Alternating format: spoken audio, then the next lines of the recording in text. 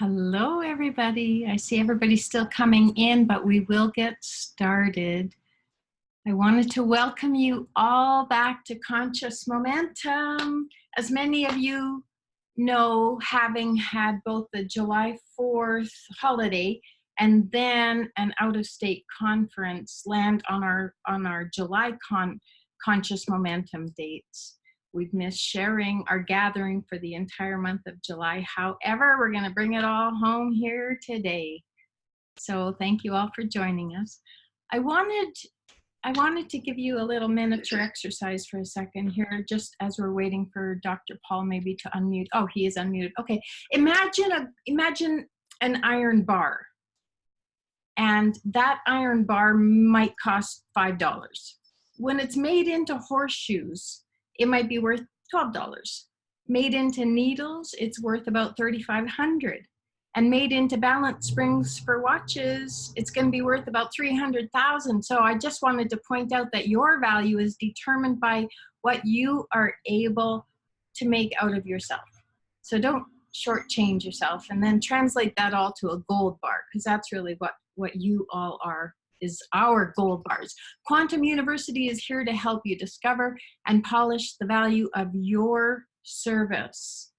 The value your service will bring as a leader in the future of medicine. 20 years from now, you'll be more disappointed by the things you didn't do than by the things that you did. So be brave, sail away from that safe harbor, catch the trade winds in your sails, and explore and dream and discover all that you are.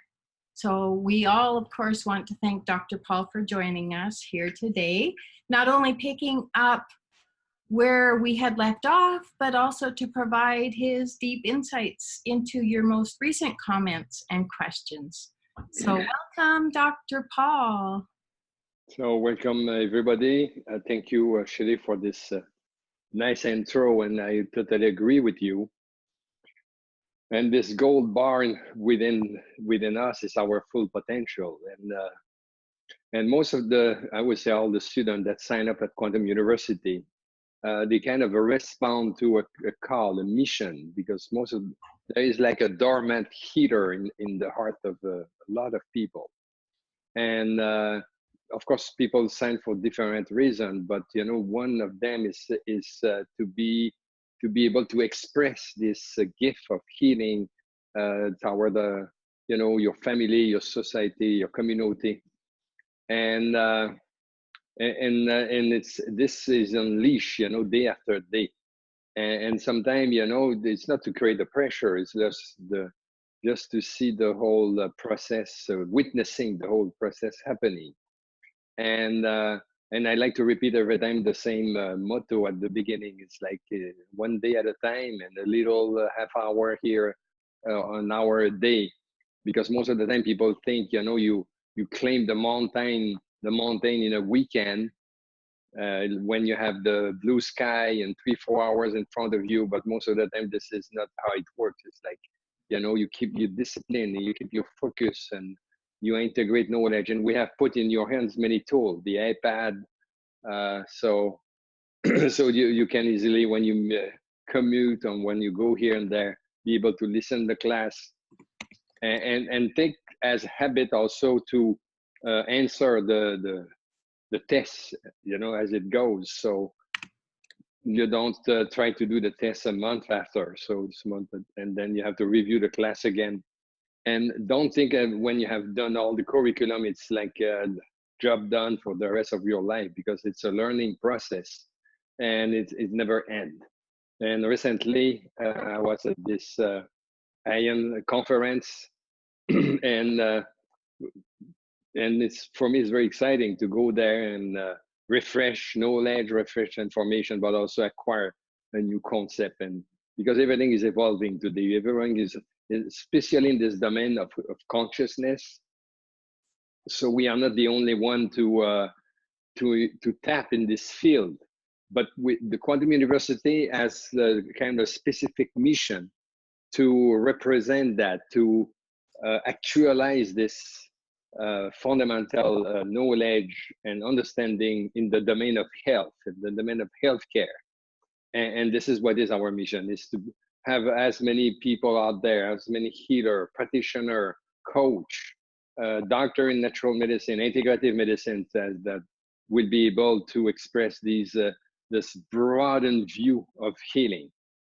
And so we will, as usual, we start with a testimony, Natalie, and it's just, we pick up this testimonial today just to see that the world is not like divided. You know, on one side you have the doctors, you have the pharmaceutic representative, and then on the other side you have the good people, the natural. No, you will discover that among medical doctor, among nurse, among the pharmaceutic, and the lady that will be talking, Natalie, she's doing.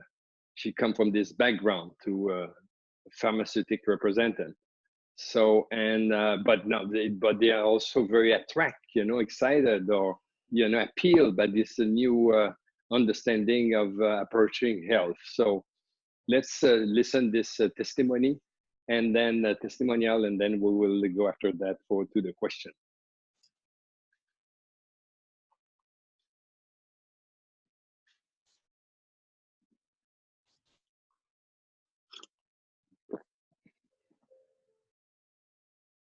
Hi, my name is Natalie Yeadon, and I'm from Toronto, Canada. I own a company. It's called Impetus Digital. We do online advisory boards and steering committees for pharmaceutical companies.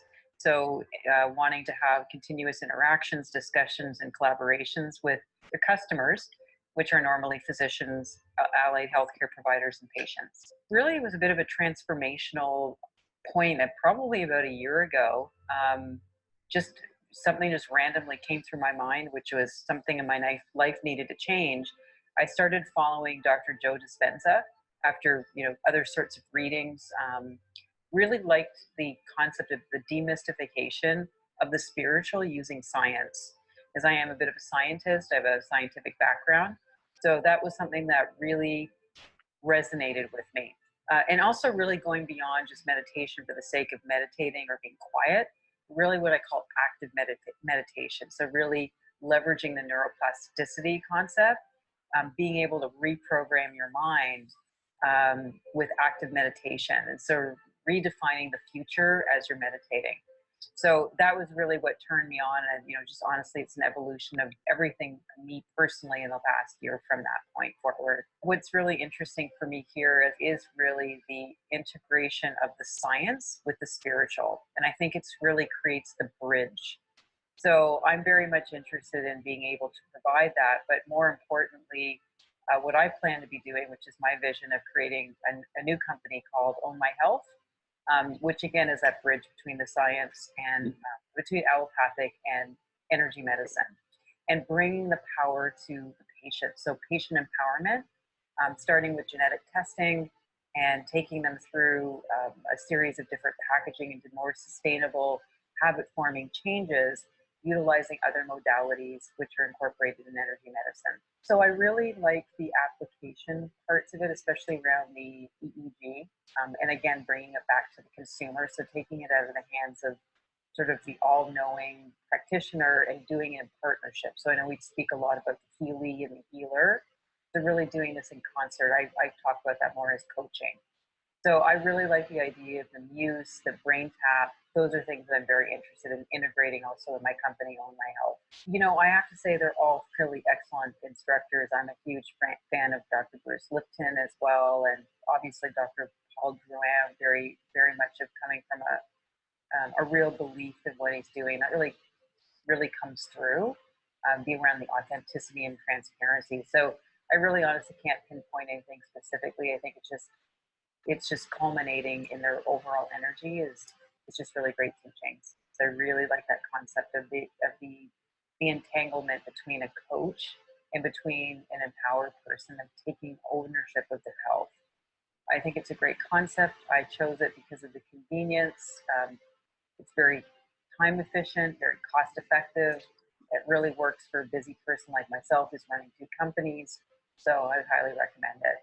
I am Quantum University.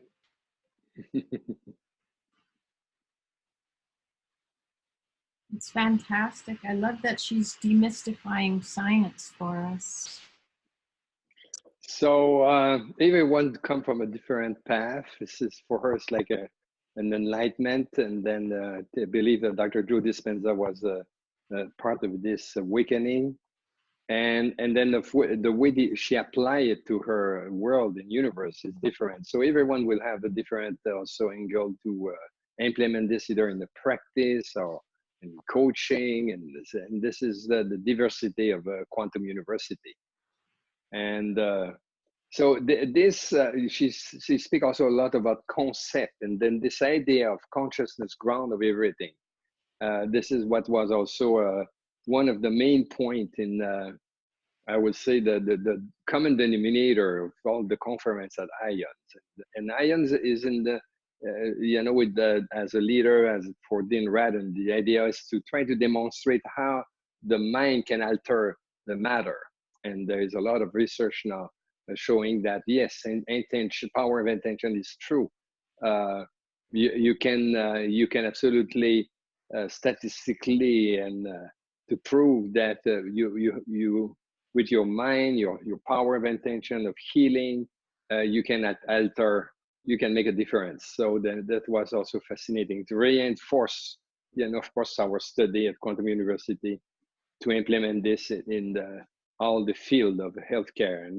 And as you know, she also relate to neurofeedback and brain mapping and all these applications become even more tangible, because here's the other challenge. This broad concept, of course, can be the subject of research, but also for us, what is more important is really to implement this in the art of healing.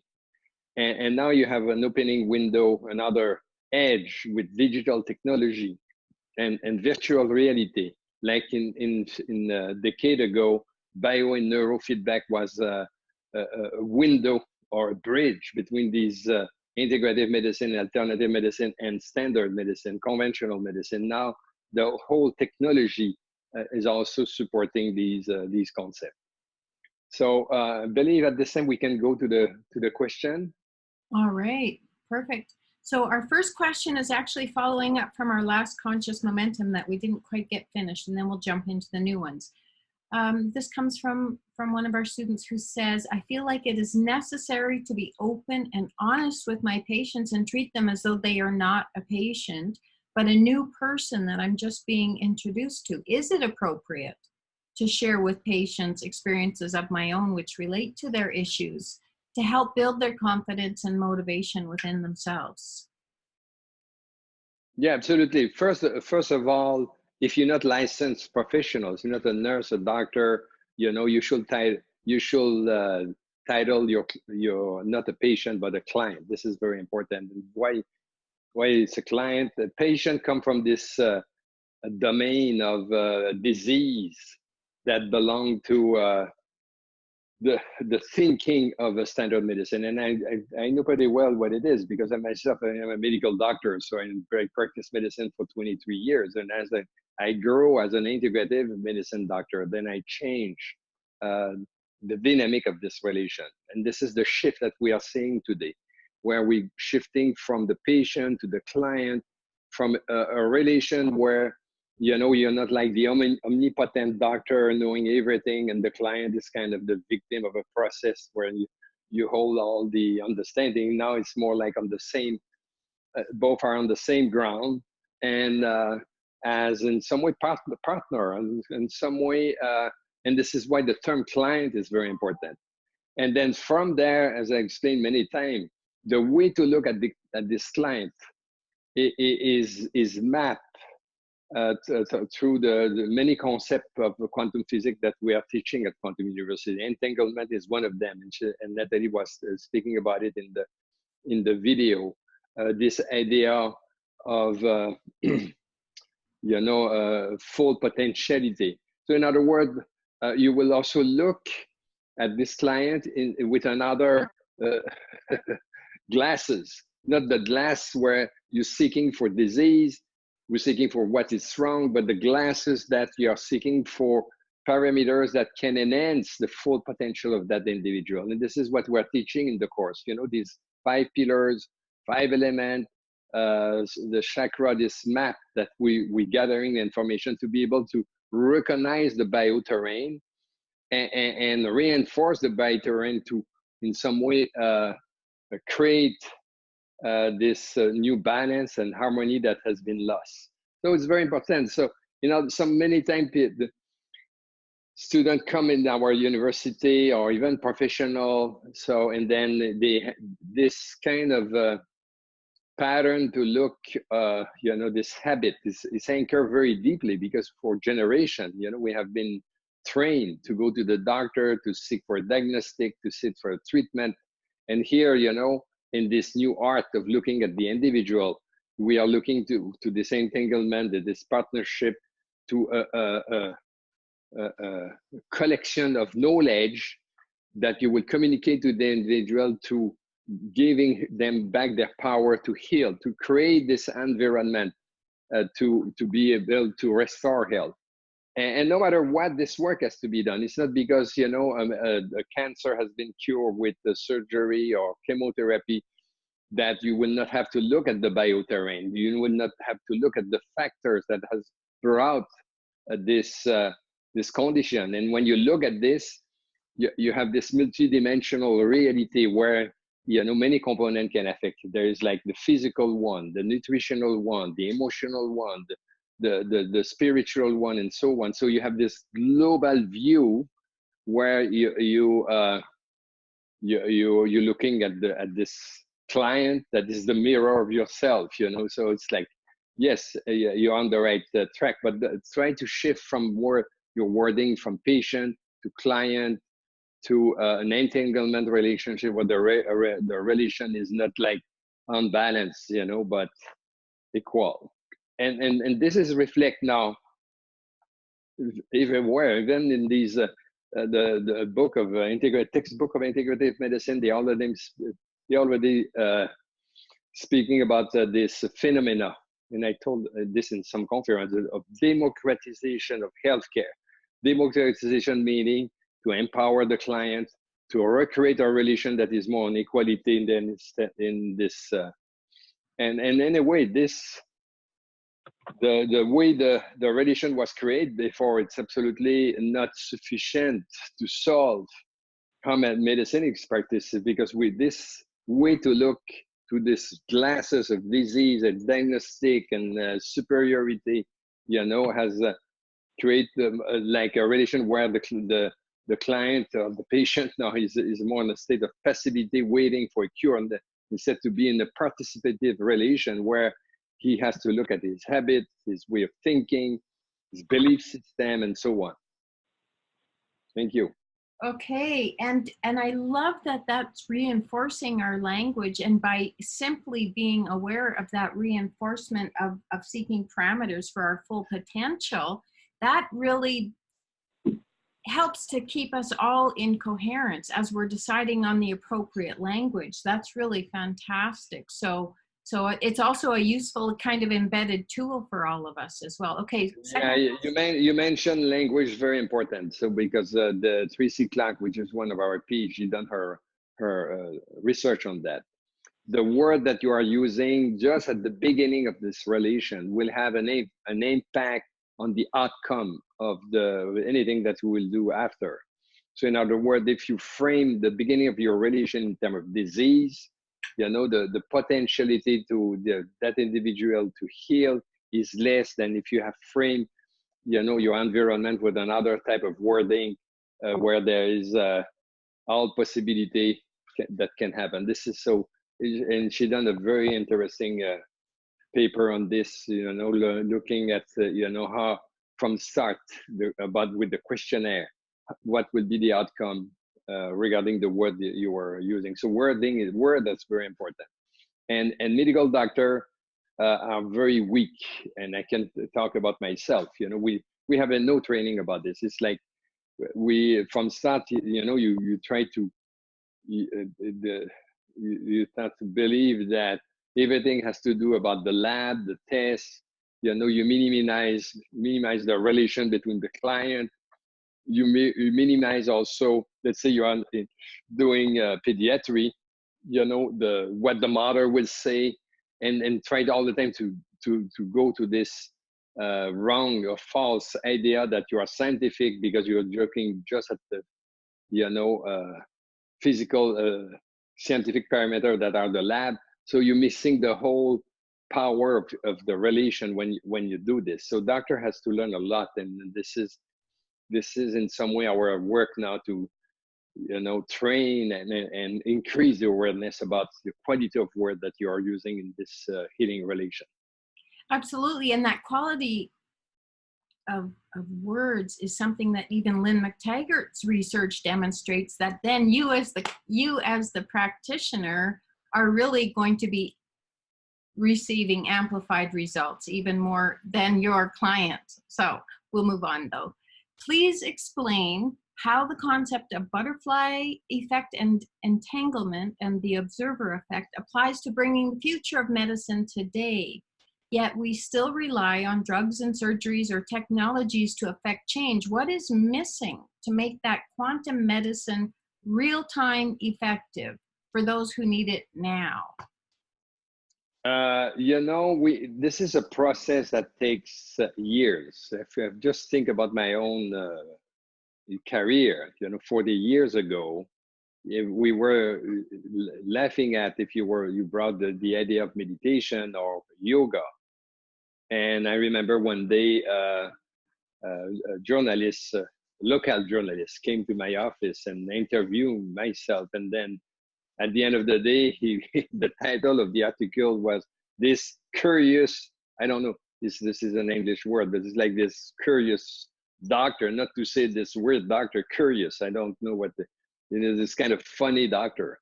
But today, it's in the mouth of every healer, doctors about to recommend yoga and meditation. Even something the doctor doesn't know what he's talking about, but this is common. So you don't have no clue where we were 40 years ago. Just the nutrition was not even a factor. I remember years ago, the doctor, the client, the patient, in the context of the hospital, would get out after the cancer surgery, and the doctor would say, "Oh, the nutrition has no factor. You can eat whatever you do, and then there's nothing to change." It's like now we have this awareness that no, nutrition is important, and your way of thinking, and it's all over. What is missing now is to land, it is to actualize this in between the wall of this healthcare. And this is where we're getting there. So, but there is a tremendous work that has been done, at the level of the understanding. Just think about Natalie coming from the farm industry, that is open to this type of idea. In the past, I deal with this, the representative farm, they were just in the medication. They didn't have any opening. They will laugh at this yoga or meditation. So there is a lot of evolution, meaning that we have a collectivity of people all over the world. And this is what is Quantum University. You have this nucleus here and there of people that align with this thinking of consciousness. And why? Because, during this 40 years, you have a lot of pioneers like Deepak Chopra, Lipton, and Dean Radin, and on and on. And also the pictures and the movies. And in other words, there is an awareness. There is like possibility there that you could not even imagine years ago. So now we're getting in this generation where we hear now about AI, artificial intelligence, virtual reality, digital. So in some way we're starting to grasp in technology that can also implement these concepts inside our world. One of my major work is to have a university that represents this extended curriculum that we're talking about. Because most of the time, this is how society works. They carry on dogma and a system of science that takes something 100 years to be touch, getting on the ground of application. But and this, most of the time, this swing, this turnover happen in beside the wall of these universities, that they are like the way where you consecrate these concepts. So, and this is why it was for me so important to create a university. Not that we're just at the beginning of this work, and I have gathered, you know, teachers like Dr. Lipton and others, Dispenza and so on, that are aligned. But now we have you know, a few years ago, you have just hands full. Now you have hundreds of doctors that we could probably be listing in our university that are related to these concepts inside what we call today functional medicine and digital healthcare medicine and so on. So in other words, we are getting there. And the mission of Quantum University, of course, you know, we have land first, you know, our curriculum, we are, you know, of course, growing and updating them.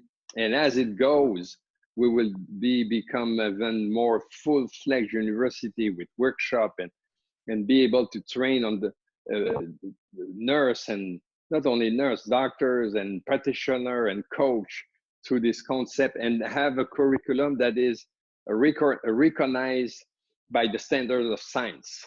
So, but it takes time. It takes time for everything, you know, even in your process to be trained.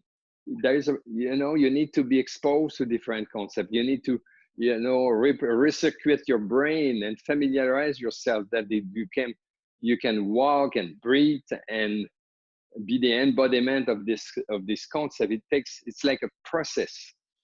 And you know, we cannot just make it happen snapping the finger. Some manifestation can be like this, you know. I can manifest this teacup and have a sip of tea in a second. But if I'm thinking, you know, changing the beliefs, the scientific, so excuse me here, the scientific belief system of a society, that cannot be just done with a ripple. It has to be done, you know, day after day, second after second, month after month, years after years. And then I believe we're pretty close now, the next, not even decade, to have this integrate on the field in healthcare. So don't get discouraged. Have already walk in a journey of many years, and look at yourself too. Same thing. You're heading to become a doctor of natural medicine. You're heading to be a PhD in integrative medicine. It takes some time, and then this will happen, as we were discussing at the beginning. This potential revealed within you by studying, you know, with discipline every day, learning, repeating them, memorizing things, implementing this in your practice, and day after day. And then you wake up one day, you are walking on the stage in 2020 at the Summit of Integrative Medicine in Hawaii with your diploma. And then you will surprise, you know, how far you can go. You know, some students, this has changed totally their life after their graduation, because they have this goal, the privilege to be a doctor in our society has so much ramification. So some people don't even realize what they have in there. And this is what was saying Shelley at the beginning. They think they have like just a stone. No, they have like a, you know, potential that can absolutely change their own life, change the life of others, and so on. So process day by day. And then you wake up, you look behind. Myself, if I look behind now, I'm surprised at what has been done. But I'm not at the end of the process. I look ahead and I can see so many things happening in the future. So after all our studies and years of applying it, then suddenly we're an overnight success. I think that's also one of the things that we kind of perceive about technology. You know, it seems so convenient, so fast, so easy, but it doesn't remove the responsibility of the practitioner to develop that discernment for actually utilizing these technologies. Our next question is about technology. This student has asked, or actually stated, I love the tapping course from years ago, but no longer can find it. Has technology superseded the value of simple strategies such as tapping? Yeah, I don't know why this course is not there anymore. You know, I think we have to we have to you know, Shaylee, you should inquire about this, because this course was in the new quantum medicine course, where we teach the concept of a hammer and Saba, this concept of connection mind and body. So the psychosomatic.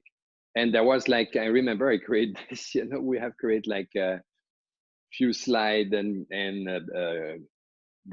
this was, we could download this, you know. I think we have to go back and see this. And there's many EFT technique, but this was one that, you know, we were using. Absolutely. And I am not only a believer, but I practice EFT all the time, you know. Why? Because, you know, you wake up in the morning, you have these dreams, and then they brought all the time some residual from your unconscious, some past trauma. Then you think, you know, and because the day before you had this experience, and then up a new memories surge, and then you can see that sometimes some conflict you thought that has been resolved, but there's still some dust, you know. And then pop, you do your tapping, and then you clear them. You clear them, because these are this is how you know, imbalance are created, because, you know, unconsciously something pop, and then you don't have the awareness to clean your home, you know. And then this is as important than the, you know, cleaning your house, you know. If you don't take care of it, you know, they become dusty, and I know that many people understand what I'm speaking about, but the same thing, you know, people think, oh, but I finish the course, I am fully enlightened, and now I am, you know, not vulnerable to anything. No, you have to stop. And this is why I talk about meditation. Meditation helps to increase the awareness, and then you become aware. And sometimes you have like you know, a feeling, and you cannot put your finger on it, and then as you let your mind go with this, you find, you know, where's the thing, and then you do the EFT technique to clear the energetic charge that is around this conflict, unresolved conflict, and it's hygiene, you know. It's absolutely. So we will follow up on this. Be sure that it's back on the course site. And then, of course, and it's not the end of the route, because the EFT is taught now by different schools. You can go a little bit deeper than just this procedure. I use it systematically, some sentence, some line when I do meditation, you know, like the one, especially the one about forgiveness. You know, I choose to let go all anger in exchange. There is a sense that I cannot pop in my mind, but I do it in my meditation all the time. So in other words, because the forgiveness is one of the hurters, so I let go everything, all anger, in exchange of forgiveness. I let go all disease or resistance in exchange of forgiveness. So, and then you were doing some tapping, but I do it systematically without doing the whole thing. But if I have some very identified, then I will do the whole procedure. Everybody should know this and take care of these unresolved conflict we all have. So guarantee you, the one who said has nothing, I don't think, it's a human, authentic human being living.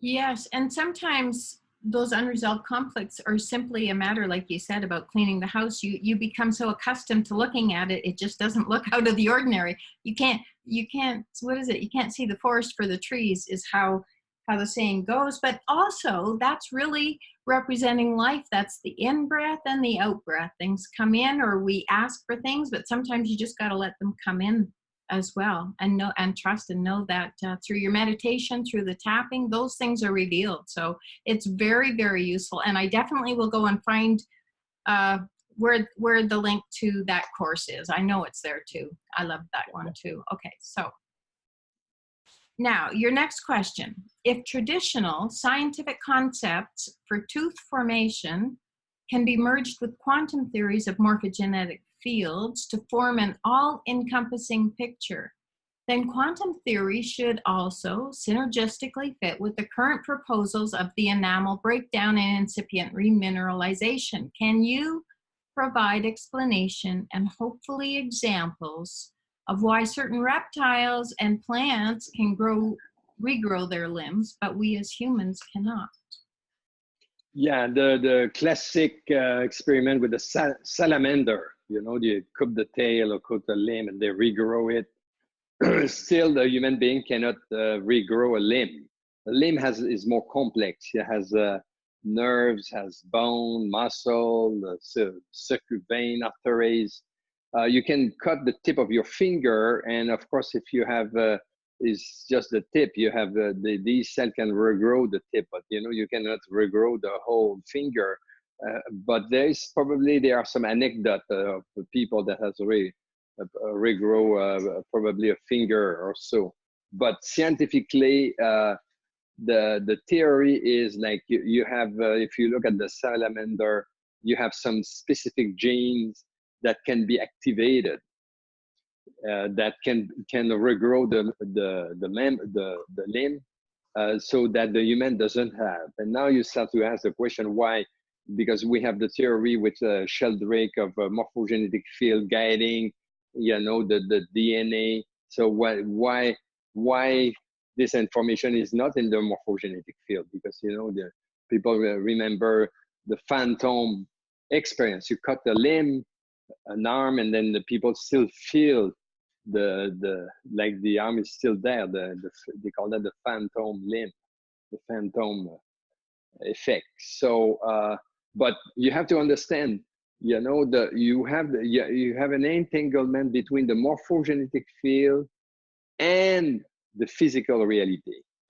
And then, of course, you know, if you need also to be able to the morphogenetic field be able to express the DNA, you need to have some component like this specific DNA gene to be able to make something happen. So it's not out of possibility that in the future we will find that. We will find that we will be able to have the same property than the salamander, but we're still not there. So the only explanation that they came with is like you have a lack of this gene that, you know, the human being doesn't have. And then it's not only that, and then some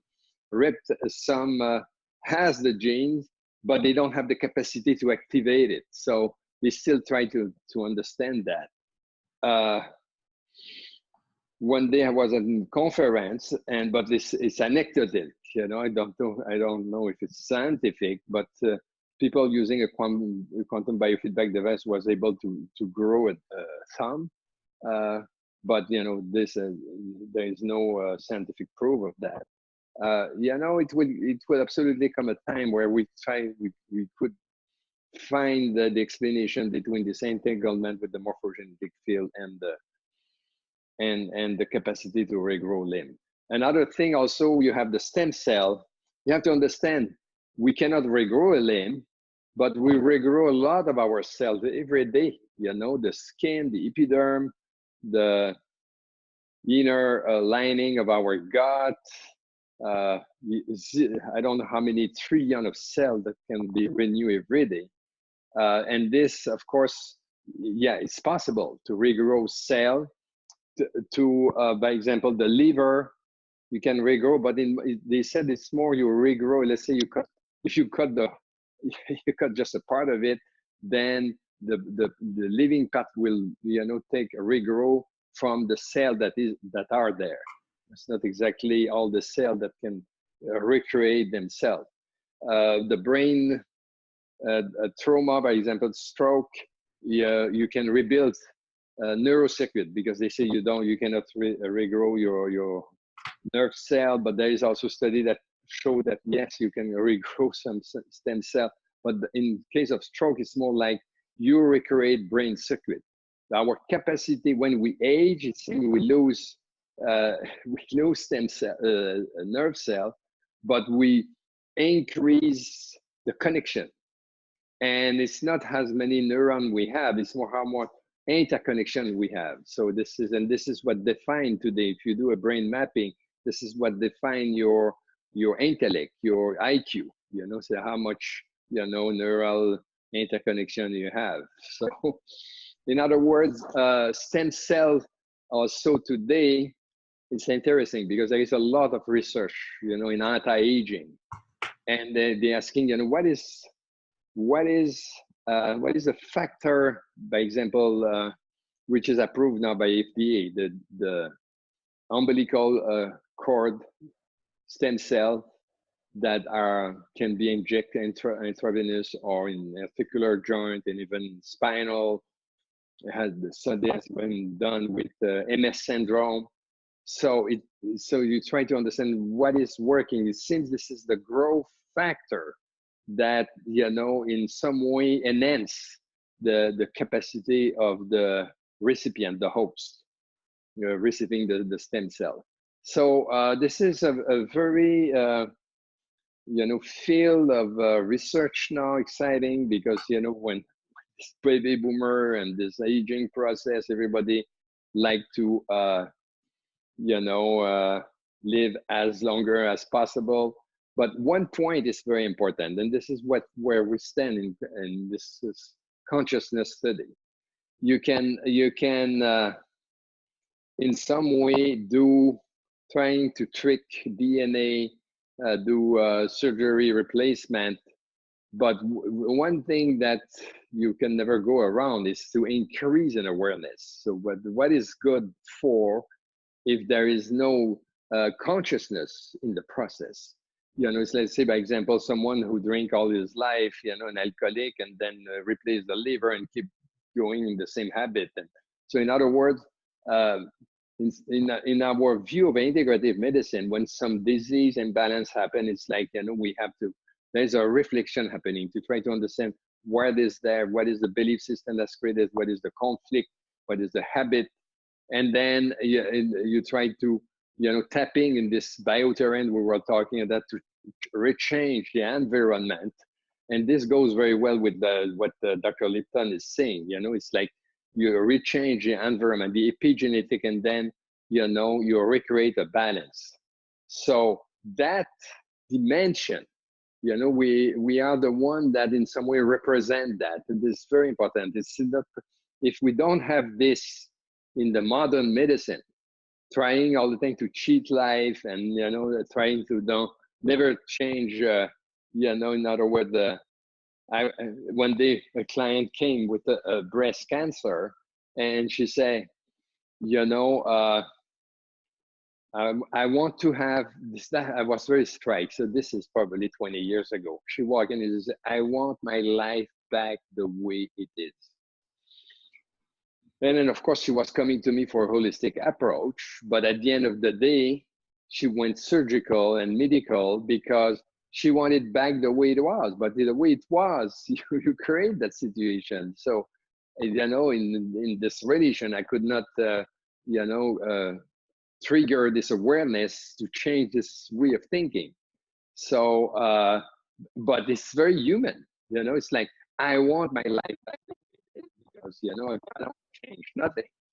Or this guy walked in my office one day, he said, because they knew I was doing nutrition diet. So he would say, oh, you can take out everything of my diet, but don't, you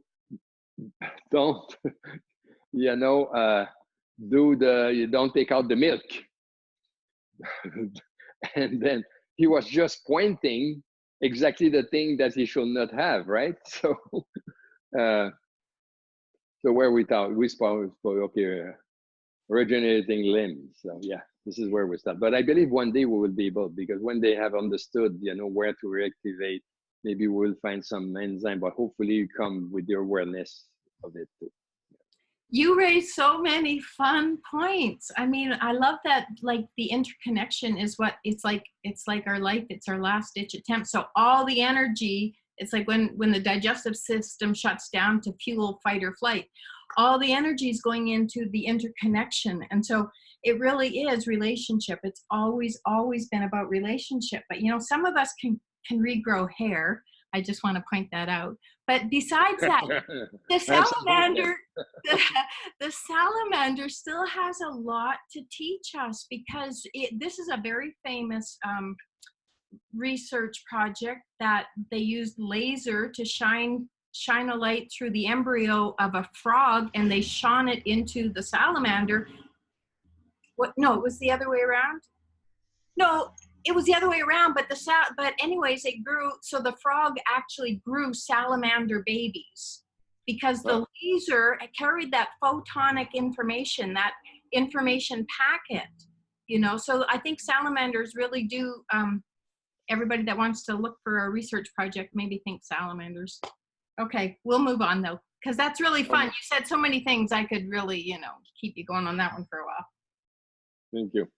If regeneration follows the field blueprint, how is the concept applied when the morphogenetic field is disrupted? Okay, you kind of went over that, but that was the next question. I think I covered this one. Yeah, you did. Yeah, you really did. Yeah. Okay, we'll move on. When patients are obviously burdened with fear and stress, would a retrospective study of their nutritional habits be enough to extrapolate impact upon their subtle bodies? Or is fear and stress something simply considered a potential, like someone carrying a cancer gene that may or may not be expressed? So some people handle fear far better than others, but can nutrition be the exclusive trigger or tipping point for our wellness potential? No, you know, the approach is multidimensional. So what is a trigger? Is it in your plate? Is it in your belief system? Is it in the environment? Because we have also toxicity now. And so there's a hurricane coming in Hawaii now. We are just at the beginning of it. So, and this is why we teach at the university. It's like, and we have this multidimensional reality, you know, the 5 body, physical, vital, mental, supramental, and so on. This is why, you know, you need to walk in and have an approach, you know, that is, and you never know where it comes from. So I remember this, I talked sometime about this story, the Beatles, you know, Paul McCartney, his wife, his first wife, died from a breast cancer, and she was vegetarian. She was absolutely, you know, clean, you know, touch with her diet. But in her case, maybe the more emotional component was more important, or the spiritual one. So this is why practicing holistic integrative medicine is a little bit more complex than some way medicine, because in some way you do the whole lab, you identify you make a diagnostic, and then you have 2 ways to deal with the problem, you know, the surgery or the pharmaceutic. Holistic is broader. You have this whole scope, you know, where you try to grasp, you know, the full understanding of that individual. And then after that, you know, diet come in, and the psychological work may come into, and change our environment. If you are, by example, in a house that is toxic, and I was there for a couple of times in my life, house that there were mold, you know, so of course maybe I had also an emotional problem at that time of a territory, but you know, the mold was not helping. So in other words, I have to walk away from that home and find a proper environment to allow the healing. So be you know, trained in this multidimensional approach will help you to trying to pinpoint what is and then this is why also I was using different tools to look, you know, Kirlian photography. Today is the GDV, dark field microscopy, and today you have a lot of energetic scanning that can help to try to identify the quantum biofeedback also, and so on, to try to identify this multidimensionality. But what we are teaching in the course is like a map how to organize this information. So that entanglement really goes far beyond just human to human entanglement. I mean, it involves. Oh yeah, entanglement is, you have individual entanglement, families, community, society, world consciousness. You know, we all tied together. Well, sure, but what about being tied together with the mold you were talking about, or The mold thing? yeah, or the animals or the butterflies that, you know, everything.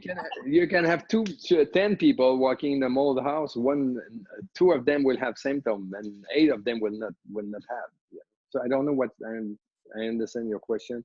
There's people that also dig in the it's like bugs has a consciousness, right? Is it what you're talking about, or? Well, I'm saying that entanglement goes beyond just human to human. It also includes the molds and the animals and so on. But yeah. Yeah, Anyway, one of my students that done a research on that. She done a research in the sense that, you know, also mold and the virus, and they have an awareness, and then in some way if you had this specific conflict, you were attracting them, and so. But I didn't push in this direction, though, you know. So it become very complicated now. it is a bit complicated unless you think of it like consciousness is just expressing through you and with all the parameters that you offer it to operate through. And so then consciousness would express through mold just with all the factors of a mold. Oh, yeah, absolutely, yeah. Okay, so your next question. But, you know, if everyone has vulnerability, you know, we would like to be the Superman.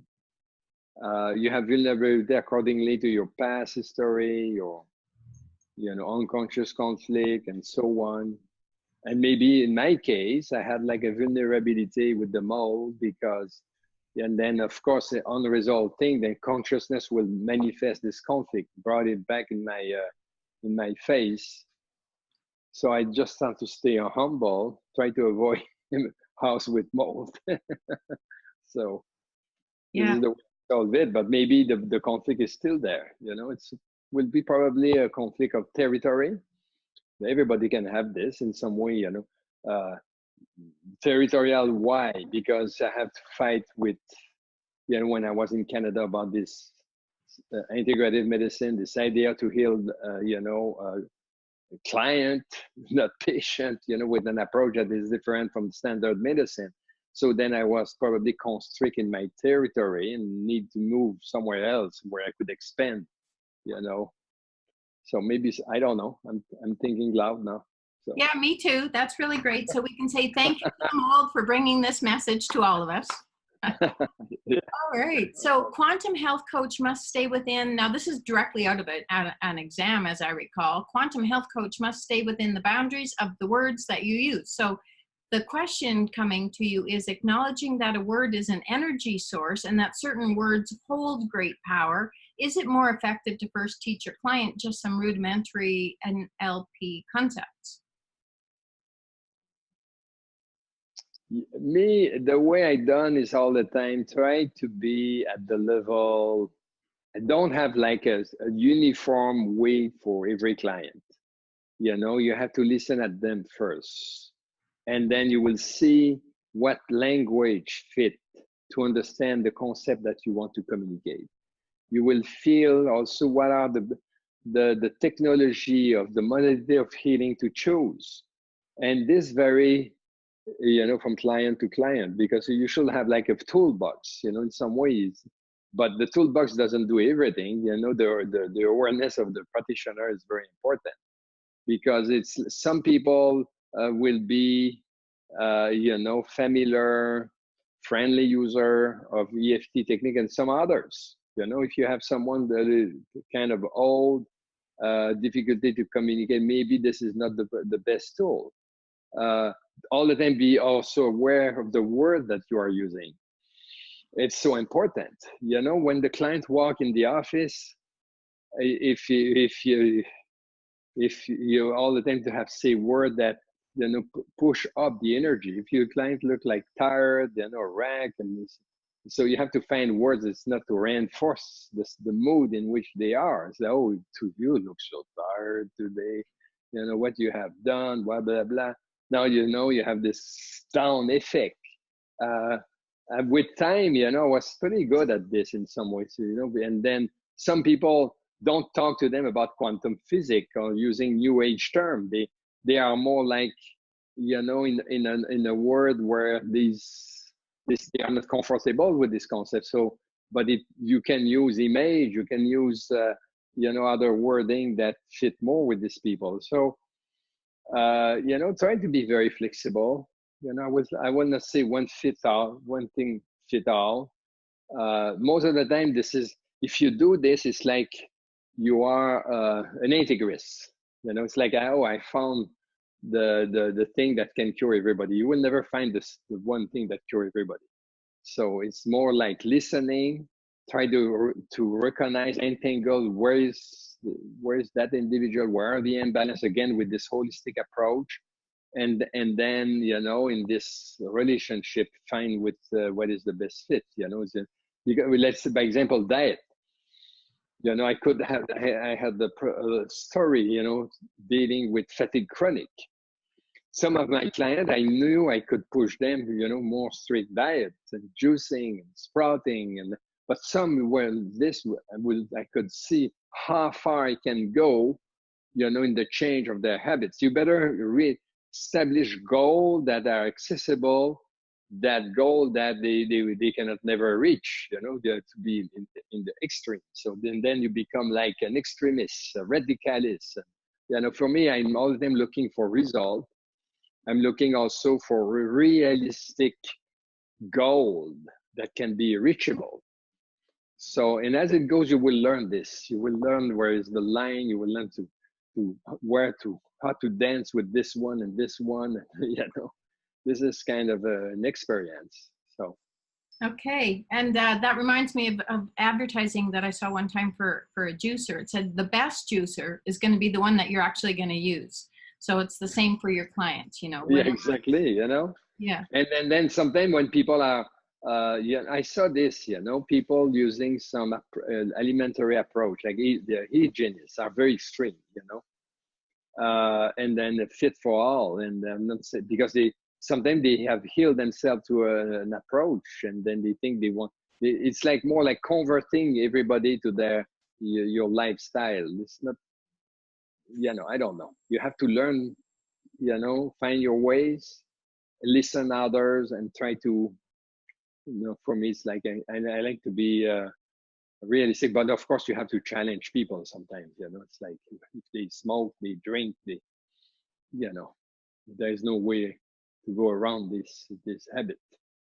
That's right. And this is part of all the neurological pathways that our students are developing within themselves as they go through and study course after course after course. Okay, we are coming up to 1 hour. I'm going to give you our last question, and then we can move on to a short video if you'd like. Here's your last question. If disease mentality as the allopathic manner of treating health concerns has unleashed full potential of clients' negative response, is it only a Pollyanna to speak positive words, or is it a practical solution to speak only positive words with intention? It's a little bit, I kind of get that. I know, like, if a child falls down, you can't just pretend the kid didn't fall down. You acknowledge the injury, but you move right on to, hey, everything's okay. Mm-hmm. What is the definition of Pollyanna? I didn't understand. Pollyanna means that you're just all off in, oh, everything is going to be okay. Just, like not really engaging. Yeah, living your potential is not living in a fantasy world. This is what I was explaining a little bit at the beginning. Your full potential is there, but you need a disciplinary process and a daily kind of thing to make that emerge. Not just snapping finger with a magic mind. I'm not saying this is not possible, but we have to. It's also be realistic. It's be grounded, because how many people have laughed at this approach? Talking about you are a fantasist, you are a dreamer. You're not you know. But at the same time, if you bite in this kind of thing, then you don't give up your dreams, you know. It's like, and people don't like to have practitioners that are fake, you know. You have to be authentic. uh, you know, you don't say black when it's white, but there is an art to say it, you know. It's like someone came and it's you know, totally exhausted, you know. You cannot say, hey, you look fantastic. It's not what I'm talking about. But there is a way to trigger this life force within, using words that, you know, create hope, create vision, create, you know, when you are out of balance, when people went through all uh, you know, sometimes pain or process, and sometimes you are swamped, you know, you don't know where is the to get out or get out. So if you need to guide someone to get out, go up to the light. So and word are very important, but they have to be authentic. They have to be you know, triggering this life force within. And I think it's, you know, you learn this through time, and you see, and I see mistakes also too, you know. It's like, you know, I was teaching dark field microscopy, by example. This is a very powerful tool.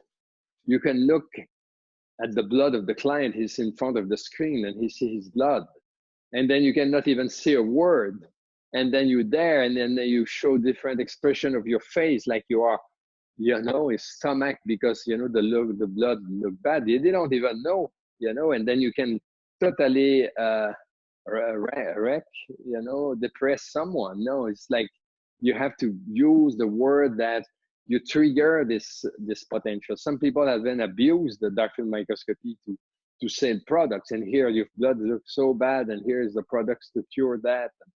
So this I believe this is an art. At least you have the awareness that, you know, you're in an asynchronous relationship, and every word you use will have a rebound. And then you have to be authentic. They have to be, they have to feel that, you know, you are genuine. And then, but being genuine is not painting the wall all black and depressive. No, it's to trigger the force of healing. And the common ground is, you know, the hope. I think this is very important. You know, the hope was saying someone is the currency for the thing that will happen. And if you take out the hope, you know, in the healing process, and the faith, you know, you lost everything.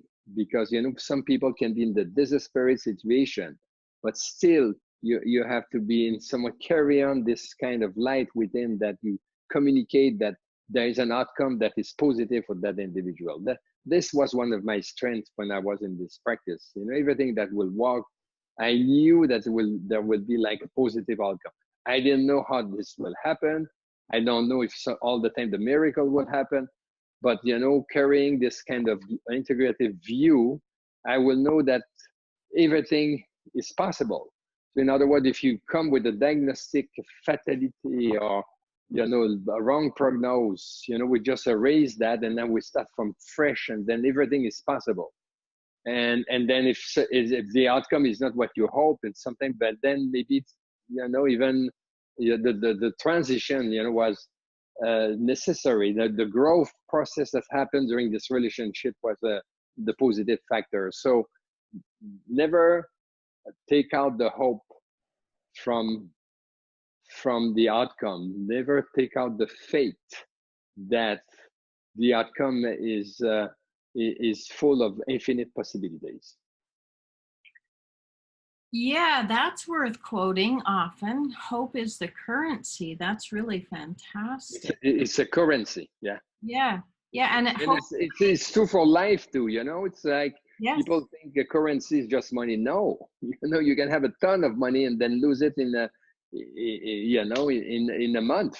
You know. Yes. Yeah. No.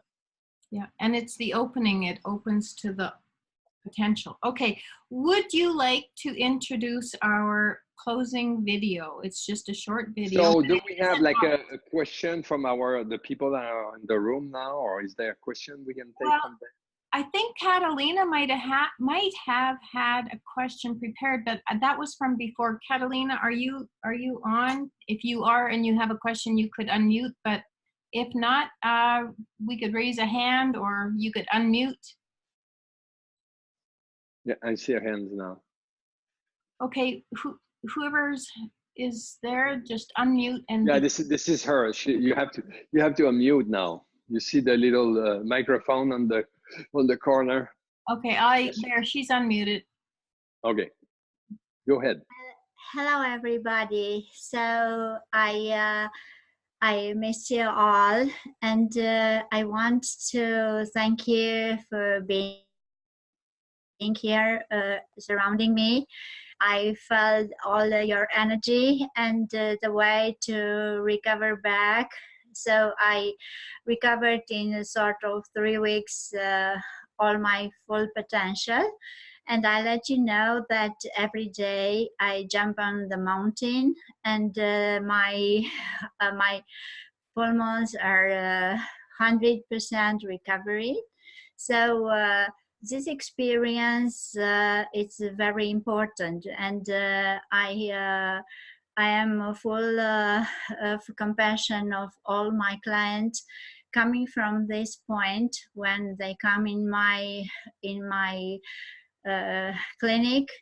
I always tell about, if I done it, all of you have this potential to recover your back. So sometimes your example, it's much more impressive, much more present in their face, and even they look at you like a god sometimes, because the role of a savior, it's very convenient from the beginning.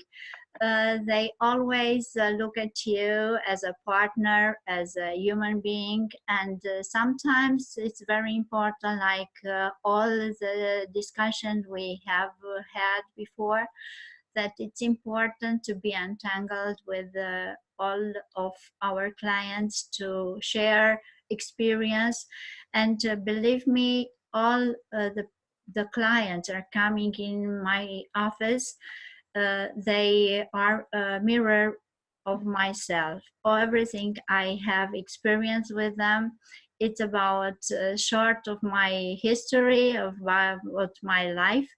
And I am very grateful to all of you, because we all cover our beauty, and sometimes forced about so-called life requests to make money, to be present in some events of our lives. We forget about ourselves, about our beauty, and we destroy the harmony of the universe. We all have to recover ourselves every day, not in holidays. Tomorrow I'm going in holidays, and salute you.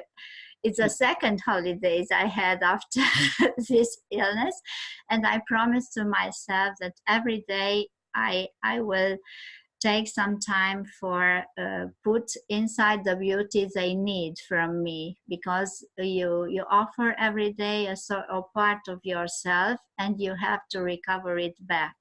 Thank you for being surrounding me. I felt you like an energy, and always I was falling down, and I'm back. Thank you Good. very much. Thank you. I believe you make my day. Thank you so much for your testimony, and this is exactly what we're talking about. And you are a healer, and you're also sharing this healing with your clients. It's beautiful. Thank you so much. And Cheryl, I don't know if you had a question or if you had put your video on, but if not, I'll turn it back over to you, Dr. Paul. Okay, so there is a video. I don't know if we run out of time, because we every 2 weeks we post a blog with one of the video of the holistic anatomy, and now this week was about the rainbow body, which is one of my favorite subjects. And I refer you to the Taoist medicine class, where for years I was asking to my video producer to be able to express, this reality of the rainbow body, the marvelous vessel, the quartz, because sometimes these concepts are a little bit abstract or esoteric in some way. But now with research, we try to start to find, that these meridians are channeled with biophoton and, local and non-local. And then the Taoist medicine has revealed in some way how this works, this atomic heart, and how this also connect with the spectrum of all the emotions. So this fits very well with this concept of integration from an ego model to evolving toward the self model. So I believe we still have 3-5 minutes so to share this, and then we will conclude. Thank you. Okay, and while I'm getting this loaded, let me just remind you all that Dr. Paul's blog is simply drpaul, dr.paul.drouin.com. And I got to move this out of the way and change the video. Here it is, rainbow. Good. There we go. Rainbow body and coherent biophotons body. According to Wang et al., 1914, the body has a bioinformation network of optical channels or meridians through which light particles of various frequencies are circulating and are able to generate syntropy in complex biological processes. These light particles are known as biophotons and can present different frequencies and colors. Is this photonic body of quantum biology what the Buddhists and Margaret de Sereni call the rainbow body? The rainbow body of the Dzogchen tradition, meaning the great perfection of Tibetan Buddhism, seems to have some similarities to the quantum body formed by the biophotons of quantum biology. In the class on Taoist medicine, Dr. Paul Drouin states that the quantum vital body is a rainbow body. According to him, this subtle body is formed by the meridians of acupuncture and colorful waves with different vibrational densities. This shimmering body changes its colors and is singing according to one's mental and emotional state. Dr. Paul points out that the sound is associated with the yin polarity of vital body, whereas the yang polarity is associated with the light. The vital body, therefore, has a dual nature, sound and light. This statement points to the possibility of an acoustic version of the vital body, the existence of a sound body formed by photons and sound particles. Sound. So, I will leave you the last word, okay? Okay, well, thank you. So I'm just going to tell you all a little story that I thought would be lovely and appropriate for closing our conscious momentum. There was a farmer who grew excellent quality wheat, and every season he won the award for the best grown in his county. One year, a reporter from the local newspaper interviewed the farmer and learned that each spring the man shared his seed with his neighbors so that they too could plant it in their fields. So this prompted the reporter to ask, how can you afford to share your best wheat seed with your neighbors when they are entering their crops in the same competition with yours? And the farmer replies, why, that's very simple.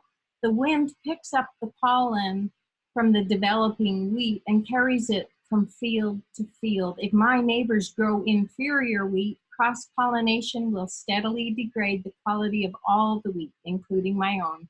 If I am to grow good wheat, I must help my neighbors grow good wheat. The reporter realized how the farmer's explanation also applied to people's lives in the most fundamental way. Those who want to live meaningfully and well must help enrich the lives of others, for the value of a life is measured by the lives it touches, and those who choose to be happy must help others find happiness, for the welfare of each is bound up with the welfare of all. So thank you all very much for joining us, and we'll look forward to seeing you all again on the next Quantum Momentum. Aloha. Thank you. This is